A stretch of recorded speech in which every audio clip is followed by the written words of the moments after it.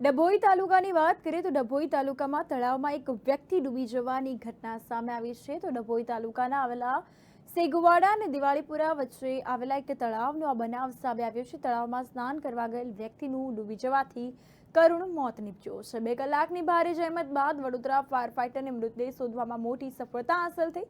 તો તળાવમાં ડૂબી ગયેલા રાવજીભાઈ મગનભાઈ રાઠોડ, જેઓની ઉંમર વર્ષ 45 હોવાનું સામે આવ્યું છે અને ત્યારે પોલીસે અકસ્માતે મોતનો ગુનો નોંધીને આ અંગે વધુ તપાસ હાથ ધરી હતી અને કાયદેસરની કાર્યવાહી શરૂ કરી। તો ડભોઈ તાલુકાના વડોદરાના વાત કરીએ તો વડોદરાનો એક તાલુકો છે કે જ્યાં દિવાળીપુરા ગામ પાસે આવેલ તળાવમાં ગરમીના કારણે સ્નાન કરવા ગયેલ આધેડ પુરુષનું મોત નીપજ્યું। તો વાત કરીએ તો મરણ જનાર પુરુષનું નામ રાવજીભાઈ મગનભાઈ રાઠોડ, જેઓની ઉંમર 45 વર્ષ હોવાનું સામે આવ્યું। તો રસુલાબાદ નવીનગરી વાઘોડિયાના રહેવાસી દિવાળીપુરા ગામે મહેમાન ગતિ આવ્યા હતા અને ત્યારે આ ઘટના બની છે। પોલીસે બનાવ અંગે અકસ્માતે મોતનો ગુનો દાખલ કરીને કાયદેસરની કાર્યવાહી હાથ ધરી હતી। શોધખોળ બાદ એક માણસનું બોડી મળેલ છે। કયા ગામના હતા?